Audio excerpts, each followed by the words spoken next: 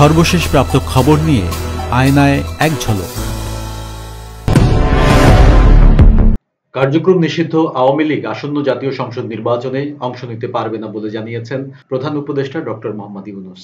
তিনি বলেছেন, আওয়ামী লীগ সন্ত্রাস বিরোধী আইনের আওতায় তাদের কার্যক্রম স্থগিত থাকায় নির্বাচনে অংশ নিতে পারবেন না। নির্বাচন কমিশন দলটিকে নিবন্ধিত রাজনৈতিক দলগুলোর তালিকা থেকেও বাদ দিয়েছে। বৃহস্পতিবার সন্ধ্যায় রাষ্ট্রীয় অতিথি ভবন যমুনায় আন্তর্জাতিক উন্নয়ন বিষয়ক ব্রিটিশ মন্ত্রী ব্যারোনেস জেনি চ্যাপম্যানের সঙ্গে বৈঠকে তিনি এসব কথা বলেন।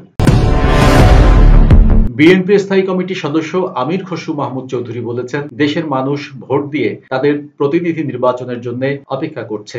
নির্বাচিত সরকার এলে যত সমস্যার কথা এখন বলা হচ্ছে, সাংবিধানিক, অর্থনৈতিক সব ধরনের সমস্যার সমাধান হবে। শুক্রবার চট্টগ্রাম নগরীর হোটেল পেনিনসুলায় চট্টগ্রাম ট্রাভেল ফোরামের আয়োজনে এক সেমিনার শেষে সাংবাদিকদের প্রশ্নের জবাবে এসব কথা বলেন তিনি।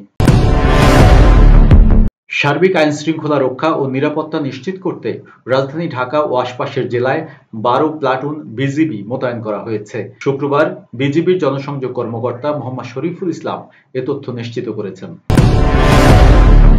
ইন্দোনেশিয়ায় ভয়াবহ ভূমিধস হয়েছে। এ ঘটনায় অন্তত 2 জন নিহত হয়েছেন। এছাড়া আহত হয়েছেন আরো অন্তত 21 জন। দেশটির মধ্য জাভা প্রদেশের সিলাকাপ জেলার মাজেনাং এলাকায় এ দুর্ঘটনা ঘটে। শুক্রবার বার্নামার এক প্রতিবেদনে এ তথ্য জানানো হয়েছে।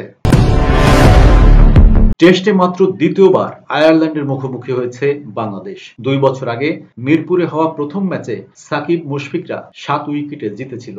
এবার সিলেট টেস্টে বড় জয়ের ভিত গড়ে তৃতীয় দিনেই। বাংলাদেশ 301 রানের লিড নেওয়ার পর দিনের খেলা শেষ হওয়ার আগে 85 রান তুলতেই 5 উইকেট হারিয়ে বসে আইরিশরা। বাকি 5 উইকেট নিতে টাইগারদের অপেক্ষা দীর্ঘ হয়েছে, তবে জিতেছে ইনিংস এবং 47 রানের বড় ব্যবধানে।